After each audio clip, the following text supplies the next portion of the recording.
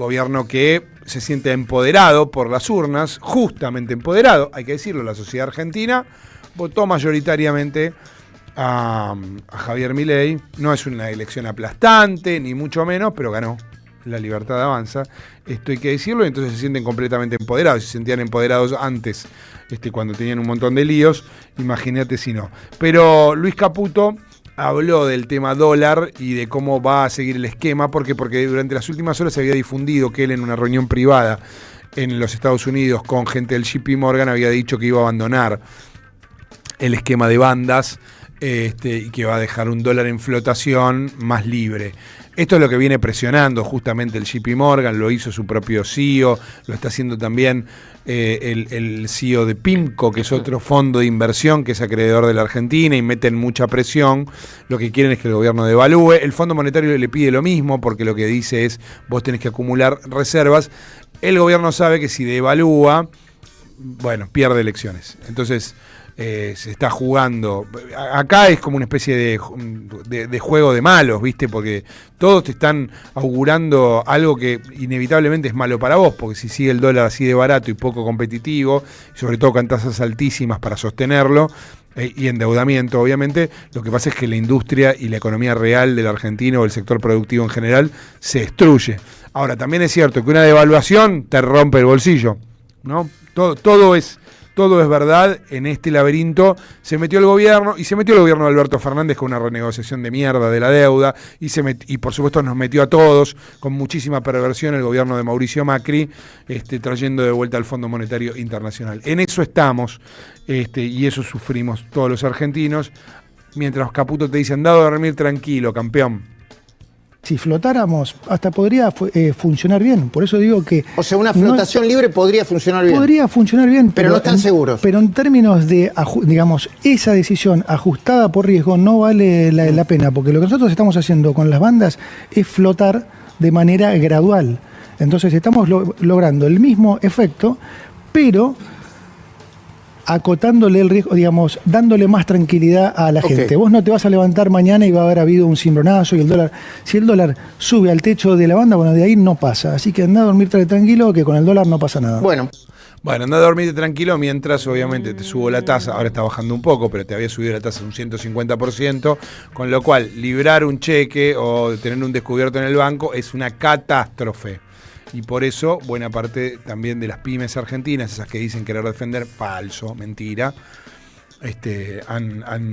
sufren o cierran, no queda otra, y eso es también desempleo y una cantidad de problemas. Escuchemos al ministro ahora hablar acerca de lo que siempre quiere la derecha, que es una opción más racional del peronismo, ¿no? Porque la verdadera bestia negra de estos sectores, incluso de los sectores financieros y del establishment mediático que los acompañan, no es el peronismo en general, sino el kirchnerismo en particular, dentro del peronismo, ¿no? Lo que les molesta es el ala verdaderamente representativa de los intereses del pueblo. Vamos a escuchar a Caputo hablando de esto justamente.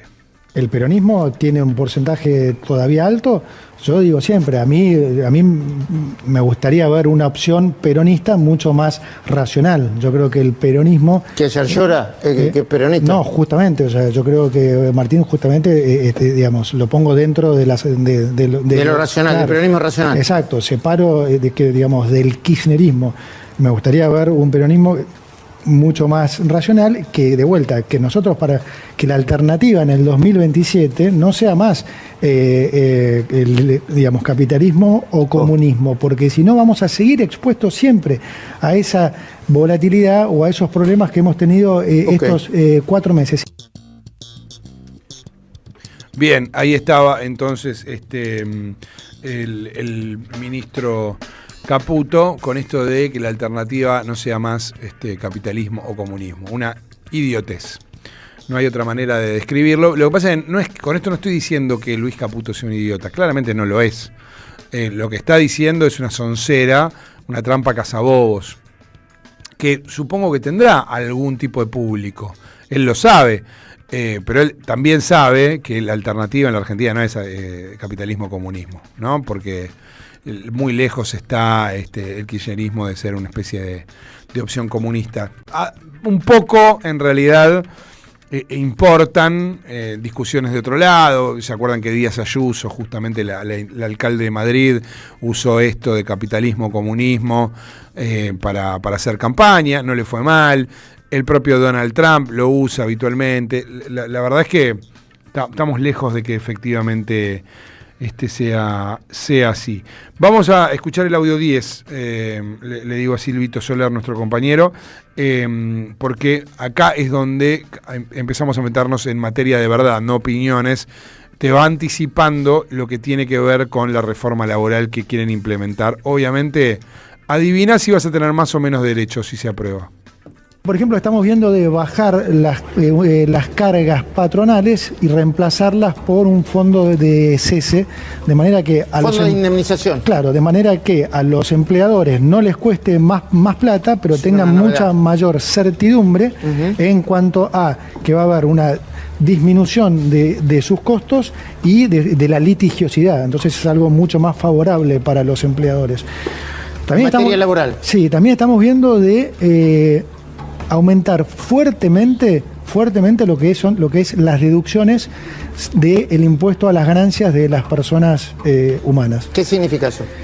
Esto es muy importante porque eso te va a permitir a cualquiera que pague impuesto a las ganancias poder deducir desde una cafetera hasta la cuota que vos pagás de un crédito hipotecario. Bien, ahí estaba entonces Luis Caputo. Más allá de esta última promesa, lo que está claro es que lo que se busca es que vos tengas cada vez menos derechos. Porque si hay algo que es importante en relación con el tema o sea, si hay dos efectos de la indemnización, uno, por supuesto, es un resarcimiento en función de que te van a dejar sin laburo, y lo segundo es un efecto disuasorio, que tu empleador no le parezca lo mismo tomarse un café de especialidad que echarte, porque lo que va a hacer rápidamente es, ante el primer problema, es rajarte. Bueno, hay un efecto disuasorio ahí que con el tema del fondo de cese, obviamente se busca evitar, ¿no? Se busca eliminar. Y eso va a ser un problema muy serio en un contexto, además, de recesión, porque claramente lo que va a pasar es que van a rajar un montón de gente, ¿sí? Y ojo con esta mentira de que en realidad eso es solo para los empleos que recién comienzan. Cuando hay baja de derechos y caída de derechos, termina salpicando a todo el mundo. Es lo único que derrama la pérdida de derechos. Vamos a escuchar a Julián de Diego. ¿Por qué es importante escuchar a este personaje? Porque es un abogado laboralista que ha asesorado a Rappi, la empresa de servicios estos de envío, y se dice muchísimo acerca de que en realidad lo que se busca es meter como trabajadores registrados a todos estos trabajadores que en realidad están en una zona gris, porque son como medio asociados a la empresa. No son, en el mundo es un problema ver cómo se encuadran estos trabajadores, no solo en la Argentina, está habiendo debates en todo el mundo, los de Rappi, los de Uber, los de Pedido Ya, los de Cabify, todos estos trabajadores son, en cuanto a su encuadramiento, un problema en el mundo. Bueno, en la reforma laboral parece no haber nada para ellos, aunque te digan que lo están haciendo por ellos. No lo están haciendo por ellos, lo están haciendo por los grandes empresarios de la Argentina. Julián de Diego dice que vio un borrador y te describe una realidad que para él debe ser muy promisoria, para cualquier tipo que es un empleado es apocalíptica. La reforma, en lo que yo conozco por algunas consultas que estoy recibiendo, está a toda marcha, va a tener alrededor de 90 artículos, o sea que es una reforma muy importante. Ese es un dato, 90 artículos, ok. Sí, yo lo que he visto son borradores de 92 artículos ya, exactamente, okay, que van desde el contrato hasta el derecho de huelga, que van que desarrollan el famoso salario dinámico, que modifican el régimen de jornada para facilitar el banco de horas, es decir, la batería de recursos que se está colocando hace que nuestra ley de contrato de trabajo, que tiene ya 50 años y está atrasada desde el punto de vista de lo que es la modernización, ahora tenga una bocanada de aire fresco que le permita al inversor contar con los recursos que se cuentan en los países centrales para que uno tenga contrataciones que sean fluidas, que no estén bombardeadas por obstáculos administrativos, que estén ligadas con las nuevas tecnologías, que es el gran motor de las reformas laborales en el mundo, es el avance fenomenal de la inteligencia artificial y de las nuevas tecnologías. Bien, ahí está Julián de Diego entonces, que se viste de moderno, te habla de inteligencia artificial, de nuevas tecnologías, y en realidad busca lo que buscó a lo largo de toda su vida. Es un hombre grande ya, siempre pro empresa obviamente, y lo que vienen buscando los capitalistas desde hace cientos de años ya a esta altura, ¿no? Por lo menos un par de cientos de años, que es que el beneficio quede para el capital y nada para el trabajo. Básicamente ese es, o la menor cantidad posible para el mundo del trabajo. Esto es efectivamente lo que siguen buscando. Te lo disfrazan de inteligencia artificial o lo que vos quieras. En realidad es la misma ceremonia de siempre con distinta piel. En definitiva, siempre es lo que han buscado. Nos metemos directamente en ya, por ejemplo, algo que efectivamente está generando muchas pérdidas de puestos de trabajo, porque el sector textil, pero no solo el sector textil, está sufriendo una situación que está relacionada con la apertura de las importaciones absolutamente indiscriminada de este gobierno. Hace un tiempo yo creo que aquí charlábamos con Sabino Bacanarbaja, y él decía algo que era interesante. Él decía, estamos en el peor de los mundos con las políticas de Milei. ¿Por qué? Porque Milei se compromete políticamente con los Estados Unidos, de modo, dice él, incondicional. Entonces lo que le promete también es que va a echar a los chinos de la región, las inversiones chinas más importantes de la región. Pero sin embargo te deja entrar a Shein y a Temu. Entonces vos estás con todas las inversiones que una relación inteligente con China podría propiciarte, prácticamente cortadas o en interdicción o minimizándose en su potencial, cuando podría haber inversión que además tenga transferencia de tecnología. Vos elegís reprimarizarte con esto del hosteo en el sur de los hubs de inteligencia artificial, pero abrís las importaciones de un modo en el que estas dos plataformas de venta minorista china entren y destruyen a esta altura la industria textil, pero la industria de bazar, casi cualquier cosa, ¿no? Porque entra absolutamente todo. Bueno, ojo con convertir esto en una especie de prédica anti-China, ¿no es? Porque eso sería nuevamente abonar a lo que el gobierno propugna. El tema es tener relaciones inteligentes con cualquier país en términos comerciales. Por eso que Francia u otros países que no pueden ser acusados de comunistas están empezando a poner impuestos justamente a este tipo de importaciones, a las de estas plataformas, pero por supuesto tiene asociaciones en otras cosas que hacen crecer al país. Todo lo contrario de lo que nosotros estamos viviendo. Hubo un cruce a partir de un pedido del CEO de Mercado Libre de mayores regulaciones con Miguel Ángel Pichetto, porque Pichetto viene hace bastante tiempo hablando de este tema. Escuchémoslo a Pichetto. El cruce fue por redes, se metió el propio Marcos Galperín, le contestó Pichetto, pero escuchemos a Miguel Ángel Pichetto hablando de estas dos plataformas. El verdadero negocio financiero de Galperín es el tema de los préstamos con tasas usurarias realmente muy importantes. Pero bueno, por ahora estoy analizando el tema plataformas. El hombre salió a defender la competencia, pero el presidente que puso criticó duramente a las plataformas chinas, que en realidad es un impacto sobre el mercado argentino fenomenal. Uh-huh. Este tema de Temu y de la Shein, indudablemente que lesiona fuertemente el trabajo argentino, lesiona al comercio argentino porque liquida también al comerciante. Y este es un tema que el Congreso tiene que abordar. Yo estoy terminando un proyecto fijando aranceles y en Estados Unidos el presidente Trump avanzó con una disposición de fijar aranceles del 16% a la compra por plataformas. Bien, ahí estaba entonces Miguel Ángel Pichetto hablando de esto de Temu y Shein. Insisto, claro que destruyen trabajo, por supuesto que destruyen trabajo. Es una mala comprensión del modo en el que se desarrolla un país y su relación con otros países. En el mismo momento en el que estamos prometiendo a los Estados Unidos que vamos a minimizar la incidencia de China en términos de inversión y transferencia tecnológica, estamos dejando entrar a estas plataformas a partir de la apertura indiscriminada de importaciones, básicamente. Y además te acosan, en el celular te acosan esas plataformas. Sí, vos sabés que yo la había... ¿Cómo se bloquea eso? Bueno, no, hay que desinstalarla. Es que yo lo había instalado por curiosidad, porque no tenés que sabía saber, tenés que saber. No, claro. además porque la verdad que, me dio curiosidad y me puse a mirar, me puse un día a mirar, no compré nada porque no me interesaba, pero... tuve 3-4 días que te volvían loco. Yo abro el coso por una sola vez que miré unos suecos que me gustaban, porque viste, me encantan los suecos setentistas y quería ver el precio. No sé qué hace. Abro el coso, aparece Temu, oportunidad, girá la ruleta. Me estoy podrida. Sí, lo desinstalé. Vamos a escuchar al presidente de la Cámara Argentina de Indumentaria, justamente Claudio Dreyer, hablar también acerca del tema.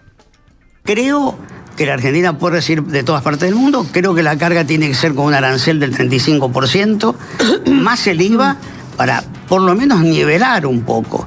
Diferente es esta casa que decías vos de deporte, que se instala en la Argentina. O sea, yo creo que ahí generan empleo. O sea, contratan gente, aunque no produzcan, por lo menos ponen un punto de venta, contratan personal. Pero nosotros le estamos dando de comer a una plataforma china, dando trabajo a los chinos cuando acá hay desempleo, desocupación y suspensiones en forma permanentes. Suena un poco raro, ¿no? O sea, hago que venga muy fácil lo de afuera, me quedo sin dólares, después pido que me presten dólares para pagar la locura argentina de las importaciones. Creo que es raro. Bueno, ahí estaba entonces Claudio Dreyer hablando de este tema. En un rato con Nati. Hola Nati, ¿cómo andás? ¿Cómo les va? ¿Cómo andan? Buen día. Vamos a estar hablando de algo de lo que, sobrevolábamos cuando escuchábamos a Julián de Diego y al propio Luis Caputo, que es la regulación de los trabajadores de plataforma. Un tema en el mundo, ¿no? No solo en la Argentina. Absolutamente. Y que seguro que Solo que acá lo quieren regular para otro lado. Claro, digamos. Exactamente. Eso lo vamos a encarar de la peor forma por el gobierno que tenemos, ¿no? Sin duda. Obviamente. Como es esto que estamos compartiendo, ¿no? La prédica anti-China que empezará a ver a partir de ahora debería ser una prédica anti-neoliberalismo, ¿no? Básicamente. Porque, de nuevo, regular como tenés que regular las importaciones, que no entren de un modo indiscriminado, destruyendo tu propia industria, y después asociate inteligentemente con países que te pueden generar inversiones y desarrollo tecnológico, y además están dispuestos a hacerlo pensando en el futuro. Bueno, no, estamos haciendo todo lo contrario, absolutamente todo lo contrario. Vamos a escuchar a Martín Yarlora ahora. Vieron que lo nombró Luis Caputo como uno de los racionales, de los peronistas racionales. Yarlora venía junto con Schiaretti, con Nacho Torres, con Maximiliano Puyaró, bajando de la Sierra Maestra con unos campeones. Creían de verdad que en Provincias Unidas iba por fin a lograr la vieja quimera de la derecha argentina de sentirse ancha avenida del medio. Cuando te dicen ancha avenida del medio, es una prédica de derecha. Quienes lo hicieron estaban abrazando en ese momento las ideas de la derecha. Algunos de los que lo hicieron volvieron al peronismo y está muy bien, estamos todos contentos y qué sé yo, pero la verdad es que no hay ancha avenida del medio, está clarísimo que no hay, y también para el electorado está clarísimo que no hay, por eso le fue muy mal a todos los gobernadores en las últimas elecciones, y esos tipos que incluso te hablaban en off de Asamblea Legislativa, porque eso es muy importante, te dicen que el peronismo es golpista, pero los que hablaban de Asamblea Legislativa eran los laderos de Schiaretti, Y en algunos casos lo hacían en off y en otros casos lo hacían a través de ciertos editorialistas del diario La Nación. Hoy tienen que ir al pie porque perdieron, 5 de 6 perdieron. Vamos a escuchar a Martín Yarlora ayer cuando se reunió con Diego Santilli.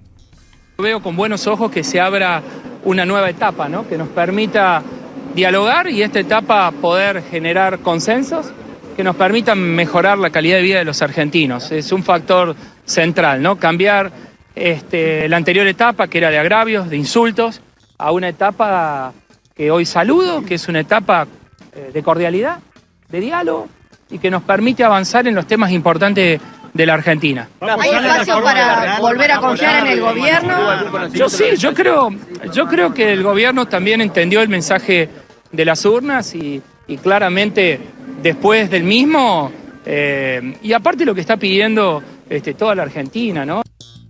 Nosotros sabemos que en Argentina podemos sacar una modernización del trabajo y la podemos hacer sentando inclusive a los sectores pymes más chicos y a los sectores del sindicalismo también.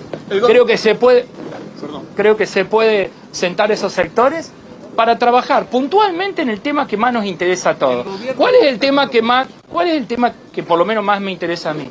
Hay millones de argentinos trabajando en comercios chiquitos, MIPYME, que están trabajando en la informalidad. Y que esos empresarios no son malos empresarios, sino que quieren formalizarlos, pero no tienen las condiciones. Hay que generarle las condiciones a las empresas pymes para formalizar la cantidad de empleados que hoy están en negro y poderlos pasar a tener aportes jubilatorios, a poder tener cobertura de salud, y que hoy bajo esta reglamentación claramente no pueden. Ahora, ese es un tema. Después, cuando querés meter todos los temas o ir en contra de los derechos laborales adquiridos, ahí no cuenten con nuestro apoyo. Muy bien, ahí estaba entonces Martín Yayola. Vamos a ver si tendrán o no el apoyo. Bueno, él promete no cuenten con nuestro apoyo. Bueno, vamos a ver si efectivamente sucede así. Tengo alguna duda. Marcelo Orrego es el gobernador de la provincia de San Juan. También estuvo reunido porque está teniendo reuniones Diego Santilli con los distintos gobernadores. La semana pasada había estado con Raúl Jalil y con Ignacio Torres. Ayer con Yayola y Orrego. Mañana va a estar con Rogelio Frigerio. También está haciendo una ronda de encuentros con gobernadores en medio de una rosca importante, sobre todo porque quieren el apoyo a estas reformas, ¿no? Escúchenlo al gobernador de la provincia de San Juan, Orrego.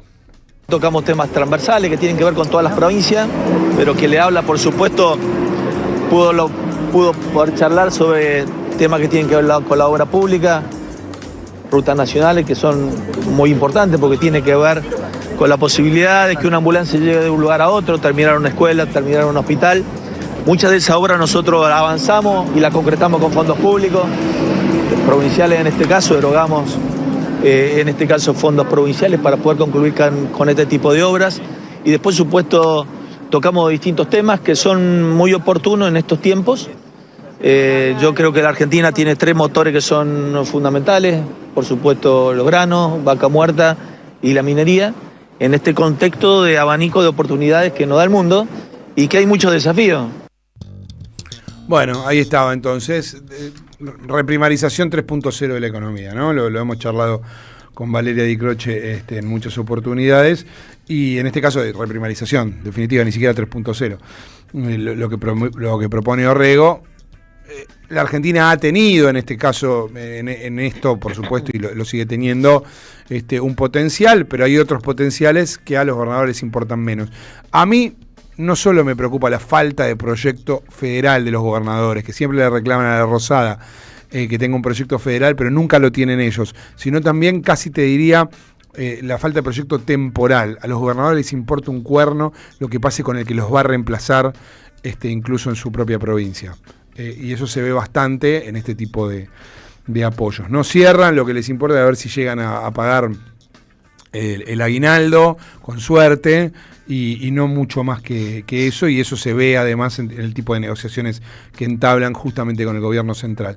Vamos a escuchar a Pablo Quirno, pues se acuerdan ustedes, el canciller de la Argentina, hombre del JP Morgan. El JP Morgan tiene 8 funcionarios, 2 ministros y 8 funcionarios en el gobierno de Javier Milei.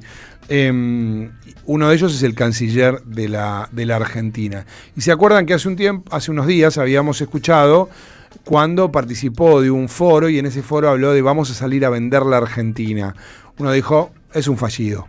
Es una frase que, por supuesto, expresa lo que él efectivamente piensa, pero se equivocó. No, es un eslogan. Te lo están proponiendo, te están diciendo que lo van a hacer, y escuchalo porque lo repite. Entonces ya evidentemente es algo que piensan y quieren y te lo quieren comunicar.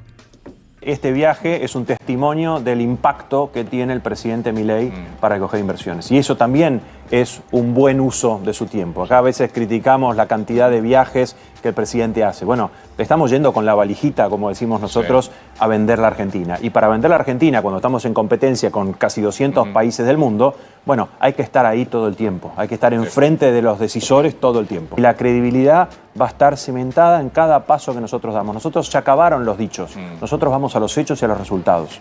En esos hechos y resultados es donde los inversores dicen, bueno, este es un lugar donde puedo invertir.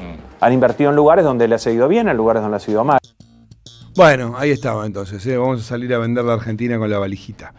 Lo último, lo dejo para lo último, no se queden con la impresión esta última de que es lo importante, lo dejé para lo último porque me parece poco importante, aunque tiene un elemento que es importante, porque Emanuel Álvarez Agis hizo una entrevista con Gabriel Sued y Noelia Barral Grijera, que fue muy larga. Emanuel Álvarez Agis fue, sí, viceministro de Economía de la Argentina, fue el segundo de Axel Kicillof, hace mucho tiempo que es consultor, hace más de una década que es consultor. La verdad que uno podría decir que ya su adscripción al kirchnerismo, digo, es más bien difusa, tremendamente difusa. Es un consultor como podría ser Juan Carlos de Pablo o Carlos Melconian, cada uno con, si querés, una orientación ideológica. No creo que estén lejísimos, más allá de lo que uno piense uno del otro, de lo que piense uno u otro. Pero creo que fue utilizada la entrevista, esto no es ni de casualidad una defensa de Manuel Álvarez Agis, sino que en una larga entrevista él dice algo en relación con cómo deberían estructurarse, por ejemplo, la cuestión de los impuestos, y esto es utilizado, como siempre es utilizado por la derecha para no discutir lo importante. Escuchen y cerramos con alguna conclusión en relación con esto, no tanto con el personaje, no tanto con lo que dijo el personaje, sino con una operación que ya por repetida no termina de asombrar igual, ¿no? Escuchen lo que decía. Yo creo que hay que cobrar un impuesto al efectivo, de manera tal de que el consumidor sea el que induzca al comercio a blanquearse.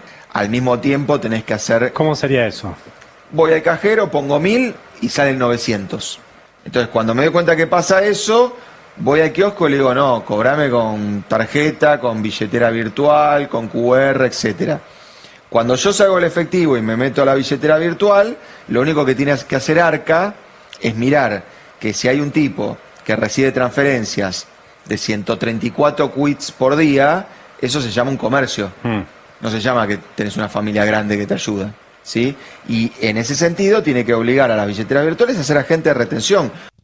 Bueno, esto, que no deja de ser una discusión, no exactamente técnica, pero en todo caso que está vinculada a tratar de formalizar la economía, o sea, que no haya, que se evite la evasión, porque esto es lo que sucede. Vieron que, no sé si a ustedes les ha pasado, pero que vas a comer a un lugar y te dicen, con pago en efectivo te hago un 10% de descuento. Eso es ilegal. No se puede hacer. Es absolutamente ilegal. Y sin embargo se hace.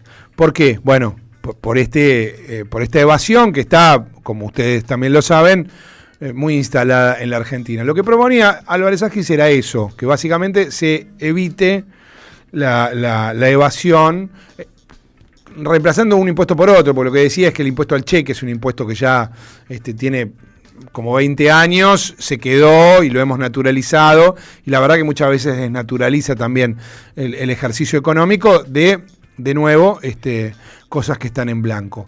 ¿En qué lo convirtió Milei? Porque lo hizo directamente el presidente de la Nación y después, por supuesto, todos sus coreutas de derecha, Cristina Pérez y compañía, en Cucas Chorros, que lo puso directamente así. Cuca igual ladrón puso en el comentario de lo que había dicho Emanuel Álvarez Agis. Insisto, Emanuel Álvarez Agis hace rato que para bien y para mal es difícil encuadrarlo como Cuca, pero además, de nuevo, lo que más importa es la estigmatización y bajarle el nivel a una discusión política y pública que tiene otros problemas mucho más serios. La reforma laboral es infinitamente más seria que esto.